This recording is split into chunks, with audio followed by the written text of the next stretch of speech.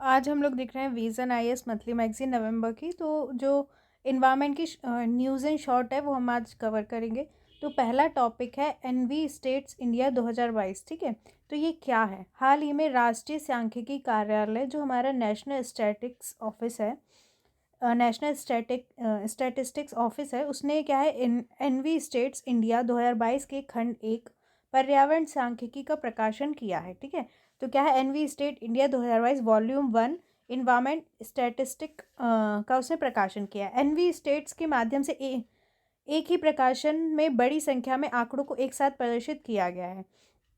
तो इसके माध्यम से क्या किया है, एक ही प्रकाशन में इन्होंने बड़ी संख्या में आंकड़ों को एक साथ प्रदर्शित किया है, मतलब काफ़ी सारे आंकड़े दिखाए हैं। इसके साथ ही इसे कई सार्वजनिक संस्थानों के प्रकाशनों एवं रिपोर्ट्स के आधार पर संकलित किया गया है। ठीक है, तो बहुत सारे जो सार्वजनिक संस्थान थे उनके जो प्रकाशन थे, ठीक है, उनकी जो रिपोर्ट्स थी उसके आधार पर इसे संकलित किया गया है। पर्यावरण सांख्यिकी का उद्देश्य पर्यावरण संबंधी ज्ञान में सुधार हेतु सांख्यिकी आंकड़े उपलब्ध कराना है। देखिए, अब किसी भी चीज़ की हमें जानकारी चाहिए है तो हमें उसके डाटा चाहिए होते हैं। ठीक है, तो कि जो पर्यावरण सांख्यिकी है उसका उद्देश्य क्या है कि जो पर्यावरण संबंधी जो हमें ज्ञान है वो हमें अच्छे से हो, उसमें सुधार हो, इसलिए सांख्यिकी आंकड़े उपलब्ध कराता है। ये निम्नलिखित संदर्भ में महत्वपूर्ण भूमिका निभाती है। कैसे? एक, यह साक्ष्य आधारित नीति निर्णय लेने की प्रक्रिया में मदद करती है। मतलब कि हमारे पास आंकड़े हैं, साक्ष्य हैं, उस आधार पर हम निर्णय ले सकते हैं। ये आम जनता और विशिष्ट उपयोगकर्ता समूह के लिए भी जानकारी उपलब्ध कराने में सहयोग करती है। तो जो आम जनता है, विशिष्ट उपयोगकर्ता समूह है, उनके लिए भी जानकारी उपलब्ध कराने में भी सहयोग करती है। ठीक है, आम जनता को भी पता चलता है। ठीक है, इसके बाद आगे देखते हैं।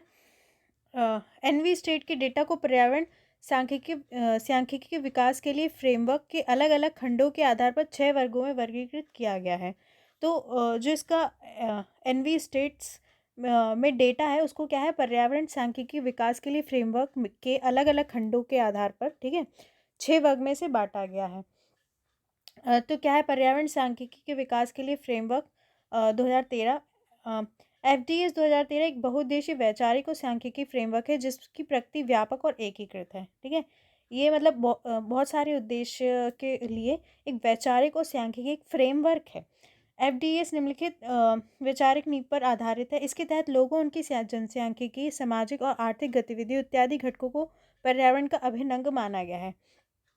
तो इसके तहत क्या है, जो लोग हैं, ठीक है, उनकी जो जनसांख्यिकी है, सामाजिक और आर्थिक गतिविधि इत्यादि घटकों को क्या है, पर्यावरण का अभिन्न अंग माना गया है कि ये लोग जो हैं, ठीक है, वो क्या है, पर्यावरण के अंग हैं। साथ ही यह भी माना जाता है कि उपयुक्त घटक पर्यावरण के साथ परस्पर क्रिया भी करते हैं। मतलब देखिए, जितने भी घटक होते हैं वो आपस में क्रिया करते हैं, ये भी इसमें माना जाता है। अब देखिए क्या है, एफडीएस के घटक पर्यावरणीय संसाधन और उसके उपयोग, ठीक है, उपभोग और उत्पादन के अवशिष्ट, चरम घटनाएं और आपदाएं, मानव मस्तिष्क और पर्यावरणीय स्वास्थ्य, पर्यावरण संरक्षण, प्रबंधन और विनियमन, पर्यावरणीय दिशा और गुणवत्ता, तो ये इसके घटक हैं। तो देखिए, जो एफडीएस के 6 घटक हैं आपको दिख रहे हैं यहाँ पे, यही बता रहे हैं कि जो एनवी स्टेट्स का जो डेटा है उसको, जो एफडीएस है उसके अलग अलग खंडों के आधार पर 6 वर्गों में उसे बांटा गया है डेटा को। ये सारे 6 घटक है, इसके आधार पर बांटा गया है। अब नेक्स्ट टॉपिक देखते हैं, climate and development and agenda for action. Climate and development and agenda for action. हाल ही में विश्व बैंक ने climate and development and agenda for action नामक एक रिपोर्ट जारी की है। ठीक है, तो जो वर्ल्ड बैंक ने रिपोर्ट जारी की है, याद रखिए, climate and development and agenda for action. आप कभी आएगा तो आपको लगेगा वर्ल्ड बैंक कैसे कर सकता है, कोई इन्वायरमेंट से जुड़ी संस्था होगी, इसलिए याद रखिए। इसे विश्व बैंक समूह की country climate and development reports के परिणामों के आधार पर संकलित और इन परिणामों के अनुरूप तैयार किया गया है। तो जो वर्ल्ड बैंक ग्रुप्स हैं उसकी क्या है, country climate and development reports जो है उसके परिणामों के आधार पर, ठीक है, उसके जो रिजल्ट्स आए आधार पर संकलित किया गया है और इन परिणामों के अनुरूप इसे तैयार किया गया है। CCDR वस्तुतः नई कोर डायग्नोस्टिक रिपोर्ट्स है। ठीक है, जो जलवायु परिवर्तन और विकास संबंधी मुद्दों को एकीकृत करती है। ठीक है, तो country climate and development report क्या है, एक नई कोर, ठीक है, डायग्नोस्टिक रिपोर्ट है। मतलब हमें परिवर्तनशील जानकारी देती है, जो भी चीज़ें उनकी, जो जलवायु परिवर्तन और विकास संबंधी मुद्दों को एकीकृत करती है। ये देशों को व्यापक विकासात्मक लक्ष्यों को साकार करते हुए ग्रीन हाउस गैस उत्सर्जन को कम करने तथा अनुकूलन को बढ़ावा देने वाले सबसे प्रभावी गतिविधियों को प्राथमिकता देने में सक्षम बनाता है। ठीक है। तो ये क्या है, जो देश है उनको क्या है कि वो मतलब ग्रीन हाउस गैस उत्सर्जन भी कम करे, उसके साथ अपने विकासात्मक लक्ष्य को भी पा सकें। ठीक है। और क्या है, उसके साथ ग्रीन हाउस गैस के उत्सर्जन को कम कर सकें और अनुकूलन को बढ़ावा देने वाले सबसे प्रभावी गतिविधियों को प्राथमिकता देने में सक्षम बनाता है। जो चीज़ें ये कर सकती हैं, उनके विकासात्मक लक्ष्य को भी पा सकें, ग्रीन हाउस गैस उत्सर्जन को कम कर सकें, अनुकूलन को बढ़ावा देने लगे, तो ऐसी गतिविधियों को हमें मतलब देशों को प्राथमिकता देनी चाहिए। इसमें 24 देश शामिल है, जो कितने शामिल है, 24 देश, जो वैश्विक ग्रीन हाउस उत्सर्जन के 34% उत्सर्जन के लिए जिम्मेदार हैं। ठीक है। तो कौन निकालता है, ये ध्यान रखिए, वर्ल्ड बैंक। अब थर्ड टॉपिक है अवैध वन्यजीव व्यापार और जलवायु परिवर्तन, illegal wild life trade and climate change. संयुक्त राष्ट्र मादक पदार्थ और अपराध कार्यालय जो है, United nation office on drugs and crimes, उसने क्या है वन्यजीवों के अवैध व्यापार तथा जलवायु परिवर्तन पर एक दस्तावेज जारी किया है। तो UNODC जो है, याद रखिए, उसने क्या है वन्यजीव का जो अवैध व्यापार होता है और जो जलवायु परिवर्तन होता है उस पर एक दस्तावेज जारी किया है। इसमें जलवायु को प्रभावित करने वाली पारिस्थितिकी तंत्र की कार्यप्रणाली और प्रक्रियाओं पर अवैध वन्यजीव व्यापार के पड़ने वाले व्यापक प्रभावों को रेखांकित किया गया है। तो इसने क्या है, इसमें क्या बताया गया है कि जो मतलब जलवायु को प्रभावित करने वाली पारिस्थितिकी तंत्र की जो कार्यप्रणाली है, ठीक है, और प्रक्रियाओं पर अवैध वन्यजीव व्यापार के पड़ने वाले व्यापक प्रभावों, ठीक है, जैसे कि जो भी अवैध वन्यजीव व्यापार होता है उसका क्या प्रभाव पड़ता है, ये बताया गया, ये रेखांकित किया है। ये अवैध वन्यजीव व्यापार और जलवायु परिवर्तन के बीच निम्नलिखित 5 प्रकार के संबंधों का वर्णन करती है। तो देखिए, जो अवैध वन्यजीव व्यापार होता है उसके और जो क्लाइमेट चेंज होता है उसके बीच 5 संबंधों को बताती है। जैसे कि देखिए, कार्बन का भंडारण करने वाले बड़े आकार की प्रजातियाँ, वनों से इमारती लकड़ी हेतु बड़ी वृक्ष प्रजातियों को काटने से दीर्घकालिक कार्बन प्रच्छादन सिक्वेस्ट्रेशन रुक जाता है और मृदा कार्बन प्रभावित होती है और वन नवीनीकरण प्रक्रिया सीमित हो जाती है।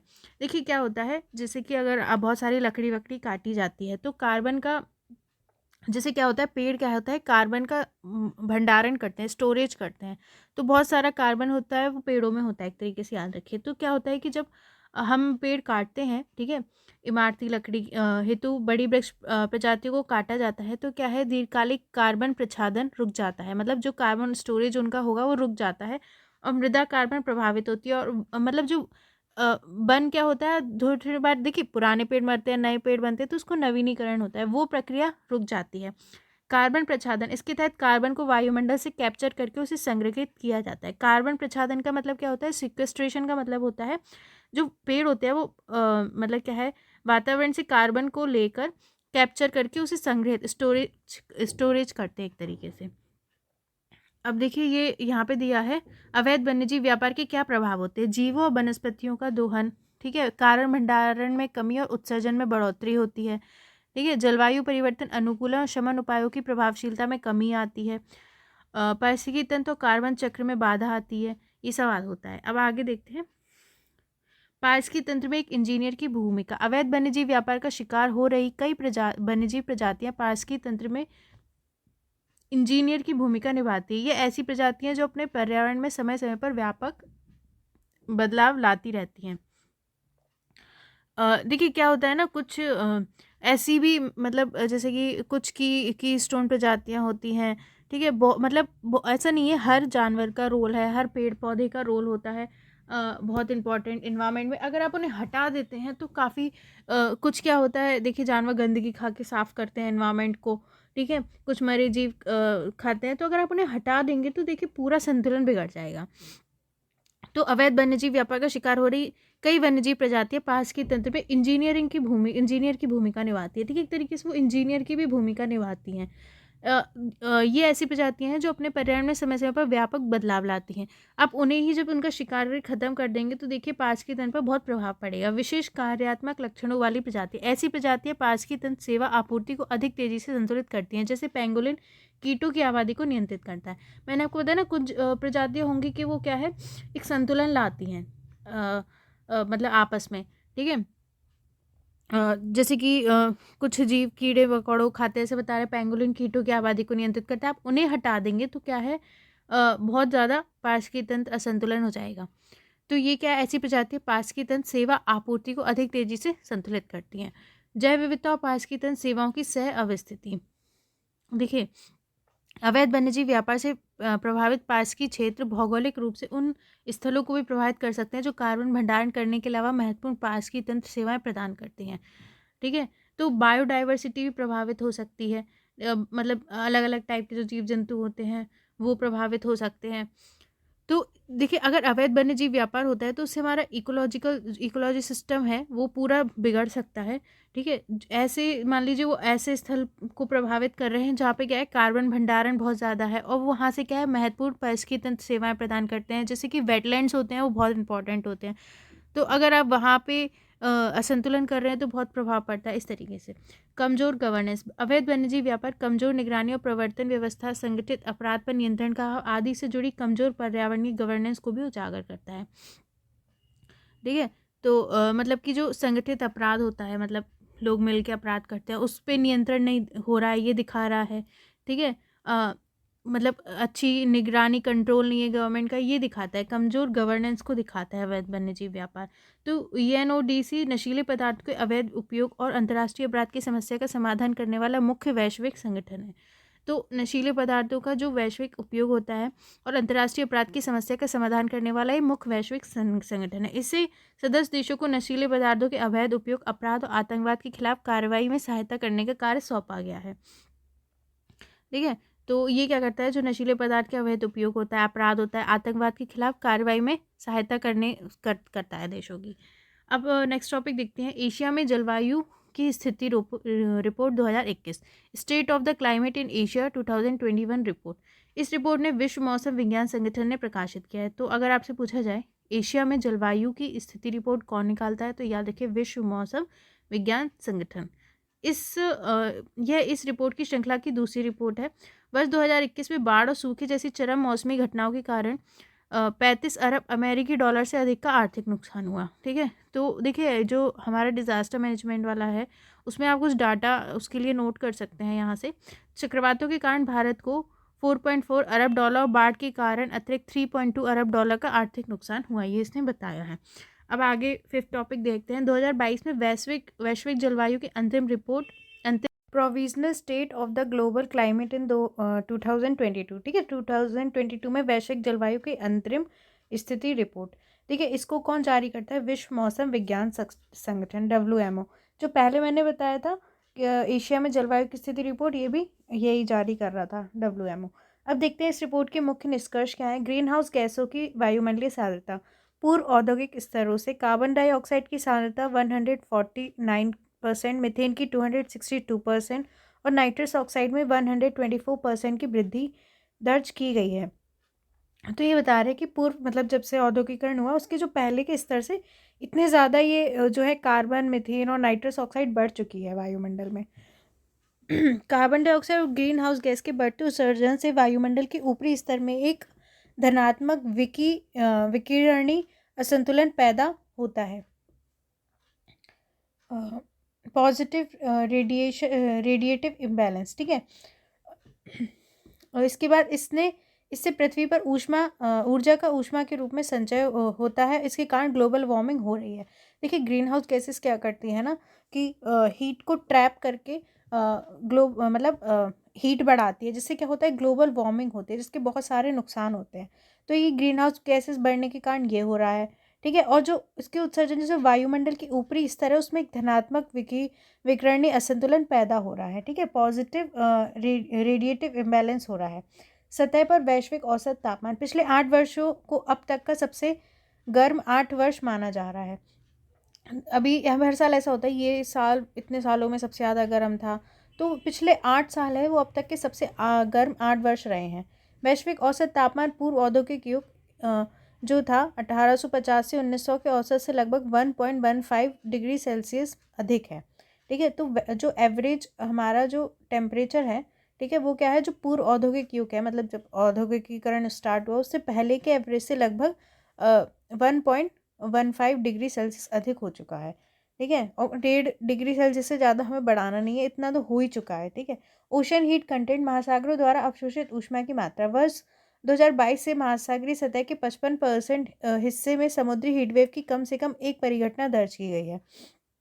ठीक है, तो क्या हो रहा है कि 55% जो समुद्र का हिस्सा है उसमें क्या है, समुद्री हीट वेव की बहुत सारी घटनाएं देखी गई हैं। मानव द्वारा उत्सर्जित ग्रीन हाउस गैसों से पैदा हुई ऊष्मा का लगभग 90% हिस्सा महासागर अवशोषित करते हैं। तो जो ग्रीन हाउस गैसेस के कारण मैंने आपको बताया कि ग्लोबल वार्मिंग हो रही है, उसका 90% महासागर ही अवशोषित करते हैं, तो वहाँ पे हीट वेव हो रही है। समुद्री हिमावरण का विस्तार, ग्रीनलैंड हिमावरण के द्रव्यमान संतुलन में लगभग 26वें वर्ष नकारात्मक संतुलन दर्ज किया गया है। तो मतलब ये जो हिमावरण होता है, बर्फ़ से ढका रहता है, ठीक है, वो भी आपको पता है कि वो पिघल रहा है ग्लोबल वार्मिंग के कारण, उसमें असंतुलन हो रहा है।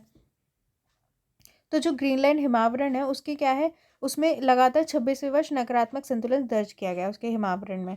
मुख्य सुझाव क्या है, अलग अलग विपदाओं से जुड़ी पूर्व चेतावनी प्रणाली जैसे अनुकूल उपायों की मदद ली जानी चाहिए। ठीक है, तो हमें अर्ली वार्निंग सिस्टम होने चाहिए विपदाओं के लिए। शमन रणनीतियाँ अपनाई जानी चाहिए, जैसे भवनों को अधिक ऊर्जा कुशल बनाने के लिए उनमें बदलाव, रेट्रोफिटिंग करना, अक्षय ऊर्जा स्रोतों जैसे सौर ऊर्जा को अपनाना। तो ठीक है, मतलब यही नवीकरणीय ऊर्जा अपनाना, तो हम कुछ जो शमन रणनीति है इसके लिए अपना सकते हैं, भवनों को ऊर्जा कुशल बना सकते हैं। अब इसके बाद 6 टॉपिक देखते हैं, वैश्विक carbon budget report 2022, global carbon budget 2022 report. देखिए कौन करता है, ग्लोबल कार्बन प्रोजेक्ट इसको जारी करता है। ग्लोबल कार्बन प्रोजेक्ट की स्थापना वर्ष 2001 में हुई थी। यह निम्नलिखित के मध्य एक साझेदारी है। तो ये जो ग्लोबल कार्बन प्रोजेक्ट है, जो वैश्विक कार्बन बजट रिपोर्ट निकालता है, तो इसकी स्थापना 2001 में हुई थी और इनके मतलब जो नीचे दिए गए उनके मत साझेदारी से हुई थी। जैसे एक इसमें international geosphere biosphere programme, international human dimension programme on climate environmental change, world climate research programme and diversities, इनके बीच साझेदारी से इसकी स्थापना की गई थी ग्लोबल कार्बन प्रोजेक्ट की। इसका उद्देश्य वैश्विक कार्बन चक्र का पूरा मानचित्रण करना है। तो जितना भी कार्बन चक्र है, ठीक है, मतलब जैसे एक से दूसरे में गैस ट्रांसफ़र होती है, दूसरे से तीसरे में, ऐसे करके एक साइकिल सा चलता है, तो वो मैं पढ़ा रखा है, ठीक है। तो उसका एक पूरा ये जो मैपिंग करना है। इस रिपोर्ट की मुख्य निष्कर्ष क्या है, वैश्विक कार्बन डाइऑक्साइड सांद्रता 417.2 पार्ट्स पर मिलियन के रिकॉर्ड स्तर पर पहुंच गई है। यही बता रहा है, देखिए कि ग्रीन हाउस गैसेज बहुत ज़्यादा हो रही हैं। वर्तमान में वायुमंडलीय कार्बन डाइऑक्साइड सांद्रता औद्योगिकरण युग के पूर्व स्तरों से 51% अधिक है। देखिए इतनी ज़्यादा हो चुकी है। चीन और यूरोपीय संघ के अनुमानित कार्बन डाइऑक्साइड उत्सर्जन में कमी आई है, लेकिन अमेरिका, भारत 6% तथा शेष विश्व में वृद्धि दर्ज की गई है। तो देखिए जो कार्बन डाइऑक्साइड एमिशन है, चीन और यूरोपीय संघ में कमी आई है, लेकिन अमेरिका, भारत में बढ़ गया है इसका उत्सर्जन। अब 7 टॉपिक देखते हैं, green energy open access portal. Green energy open access portal, केंद्रीय विद्युत और नवीन एवं नवीकरणीय ऊर्जा मंत्री ने green energy open access portal का शुभारंभ किया है। तो ये किसने, देखिए green energy open access portal, नाम से समझ में आ रहा है ग्रीन एनर्जी से, तो कौन सा मंत्रालय होगा, गैस करिए, केंद्रीय विद्युत और नवीन एवं नवीकरणीय ऊर्जा मंत्रालय होगा, इस उसने किया है, ठीक है, नाम से थोड़ा सा कनेक्ट कर लीजिए। इससे यह पोर्टल क्या करेगा, उपभोक्ता को पारदर्शी और सुव्यवस्थित प्रक्रिया के माध्यम से आसानी से हरित ऊर्जा का उपयोग करने में सक्षम बनाएगा। तो ये क्या है, जो उपभोक्ता है वो आसानी से क्या है, हरित ऊर्जा का उपयोग कर सकेंगे। इसके तहत 100 किलोवाट या उससे अधिक के कनेक्टेड लोड वाला कोई भी उपभोक्ता ओपन एक्सेस के माध्यम से किसी भी नवीकरणीय उत्पादन संयंत्र से नवीकरणीय ऊर्जा प्राप्त कर सकता है। तो इसके तहत क्या होगा कि 100 किलोवाट या उससे अधिक के कनेक्टेड लोड वाला कोई भी उपभोक्ता जो है वो क्या है, ओपन एक्सेस के माध्यम से किसी भी नवीकरणीय उत्पादन संयंत्र से नवीकरणीय ऊर्जा प्राप्त कर सकता है। आप रिन्यूएबल एनर्जी ले सकते हैं, ठीक है। ओपन एक्सेस का अर्थ है पात्र उपभोक्ता, उत्पादकों और राज्य वितरण कंपनियों, डिस्कॉम्स को विद्युत पारेषण या वितरण प्रणाली तक गैर भेदभावपूर्ण पहुंच प्रदान करेगा। ओपन एक्सेस का मतलब होता है, देखिए जो उपभोक्ता होते हैं, मतलब ठीक है, जो 100 किलोवाट या उससे अधिक के कनेक्टेड लोड वाले हैं, ठीक है, पात्र उपभोक्ता हैं, उत्पादकों और जो राज्य वितरण कंपनियां है, डिस्कॉम, ठीक है, उनको क्या है, विद्युत पारेषण तथा वितरण प्रणाली तक गैर भेदभावपूर्ण पहुंच प्रदान करेगा। मतलब वो अच्छे से वितरण प्रणाली तक पहुंच सके, उनमें कोई भेदभाव ना हो, तो वो होता है ओपन एक्सेस, सब एक्सेस कर सकते हैं। एक टॉपिक देखते हैं, हिमालयन याक।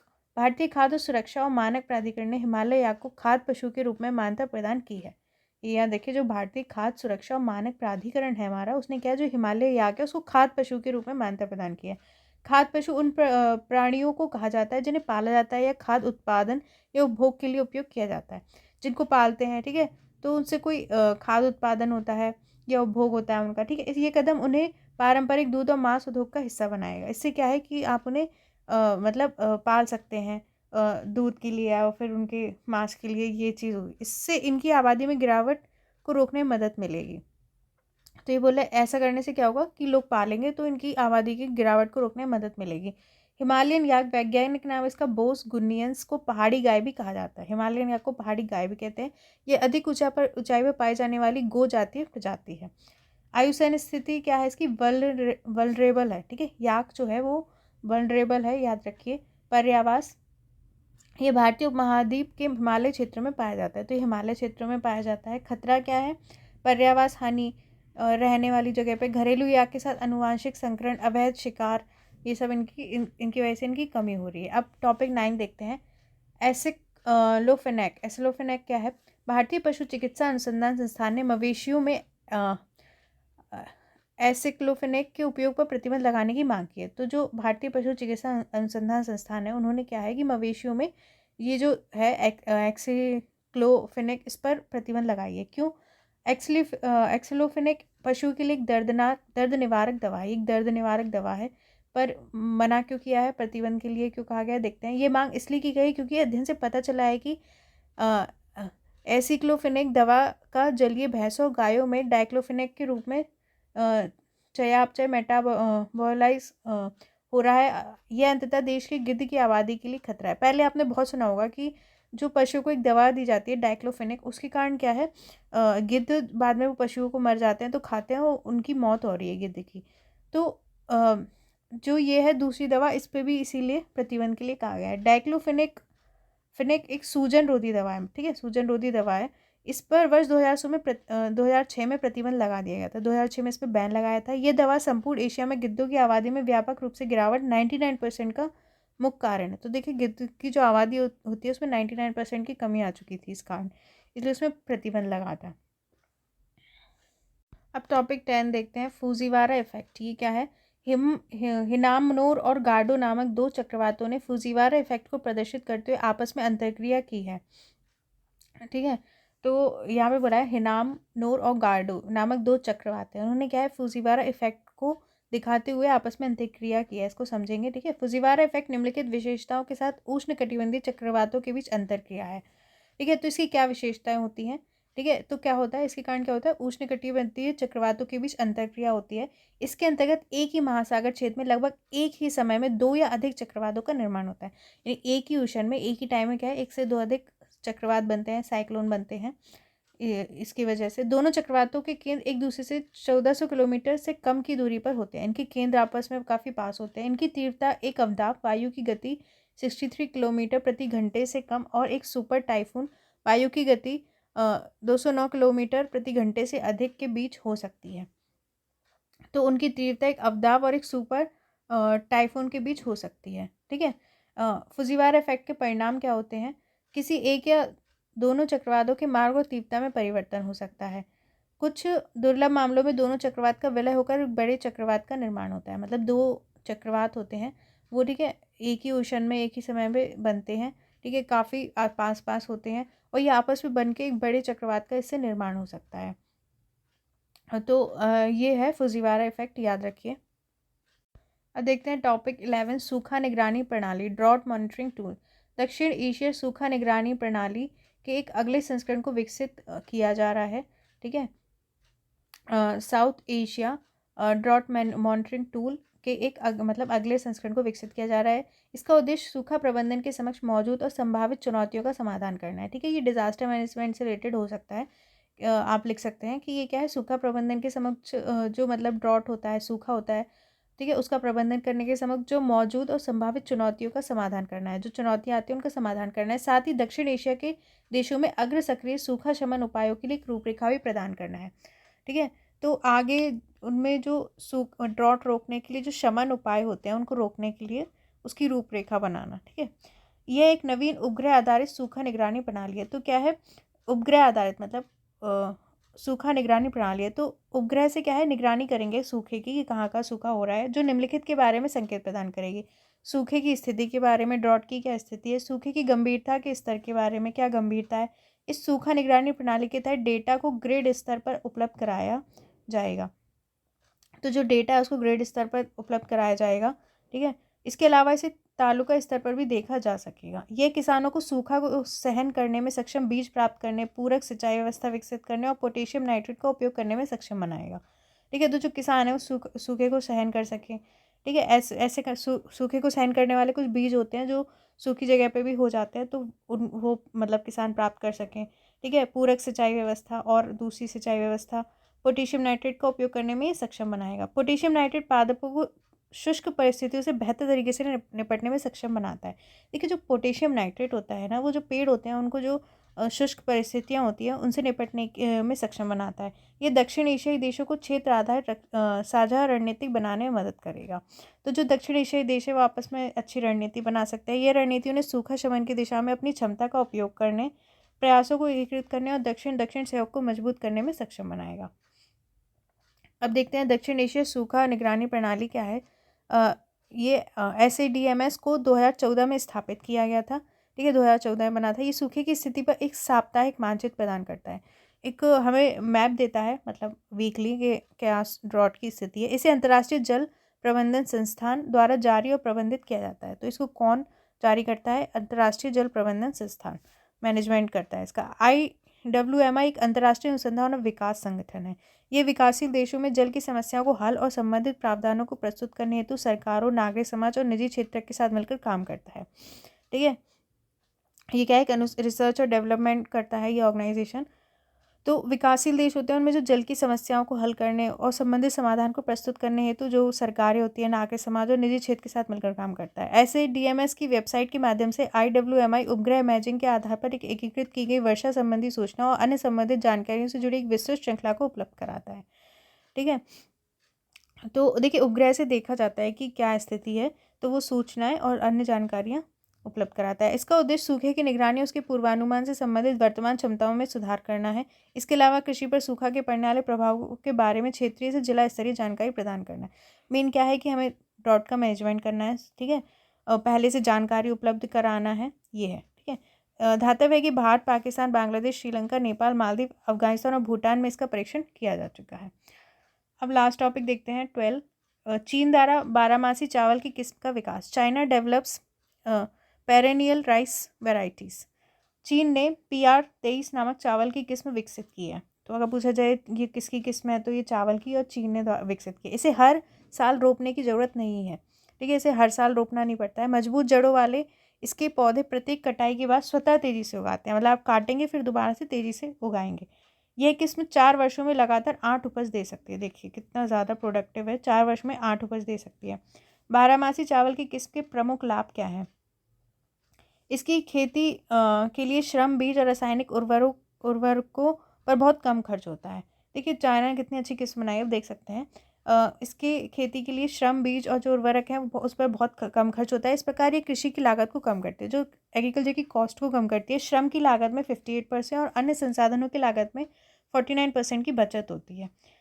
इसे पर्यावरणीय लाभ भी अधिक है। ऐसी किस्म की खेती से मृदा में 1 टन जैविक कार्बन प्रति हेक्टेयर प्रति वर्षा जमा हो जाता है। ठीक है, इसके अलावा पौधों के लिए जल की उपलब्धता में वृद्धि होती है। देखिए ऑब्वियसली जब बाकी चीज़ें कम लगेंगी तो इससे इन्वायरमेंटल जो है लाभ होगा, हमें प्रॉफिट होगा। ठीक है, जो पौधे हैं उनकी जल की उपलब्धता में वृद्धि होती है। खाद्य सुरक्षा, ग्रामीण आय पर जलवायु परिवर्तन के प्रतिकूल प्रभाव को कम करने में मदद मिलती है। खाद्य सुरक्षा होती है। ठीक है, जलवायु परिवर्तन के जो प्रतिकूल प्रभाव हो रहे हैं वो कम होते हैं। मुख्य चिंताएं। ठीक है, नियमित तौर पर उगाए जाने वाली चावल की किस्मों की तुलना में बारहमासी किस्म की खेती के लिए 1 से अधिक बार शाकनाशी उपाय करने की जरूरत पड़ती है। ये बता रहे हैं कि इसकी कुछ चिंताएं भी हो सकती हैं। ठीक है, जैसे हम जो रेगुलरली जो चावल की किस्म लगाते हैं उसकी तुलना में ये जो बारहमासी किस्म की मतलब की खेती के लिए हमें ज़्यादा बार क्या है, शाकनाशी उपयोग करना पड़ेगी। ठीक है, इस जब बारहमासी किस्म किसी वजह से उपज नहीं दे पाती तो इसे फिर से बोने के लिए अधिक प्रयास करने पड़ते हैं। अगर मान लीजिए इसने उपज नहीं दी तो फिर से प्रयास करने पड़ेंगे। देखिए साइड में मैप दिया हुआ है, राइस कल्टीवेशन इन इंडिया। ठीक है, मेजर एरिया और माइनर एरिया आप देख सकते हैं ऑरेंज कलर से है। इसके बाद देखते हैं भारतीय कृषि अनुसंधान संस्थान ने भी एक शाकनाशी सहिष्णु चावल की किस्म विकसित की है। तो भारतीय कृषि और अनुसंधान संस्थान है उसने भी क्या है, एक शाकनाशी सहिष्णु मतलब चावल की किस्म विकसित की है। इसे मृदा में सीधे बोया जा सकता है। इसे जल और कृषि श्रमिकों पर होने वाला खर्च कम हो जाता है। भारत में चावल की खेती, भारत चीन के बाद विश्व का दूसरा सबसे बड़ा चावल उत्पादक देश है। भारत विश्व का सबसे बड़ा चावल निर्यातक देश भी है। ठीक है, तो चीन के बाद दूसरा उत्पादक है। ठीक है, और विश्व का सबसे बड़ा निर्यातक है। पूछे जाते हैं ऐसे क्वेश्चन, याद रखिए। ये खरीफ की फसल होती है चावल। ठीक है, इसकी खेती के लिए उच्च तापमान चाहिए होता है, 25 डिग्री सेल्सियस से ऊपर, उच्च आर्द्रता और अधिक वर्षा, 100 सेंटीमीटर से ज़्यादा की आवश्यकता होती है। इसकी खेती के लिए जल और दोमट मृदा सबसे अनुकूल होती है, जिसकी जल धारण क्षमता अधिक होती है। तो हमारे इन्वायरमेंट के शॉर्ट टॉपिक पूरे हो गए। अब आगे के हम नेक्स्ट वीडियो में देखेंगे। Thank you.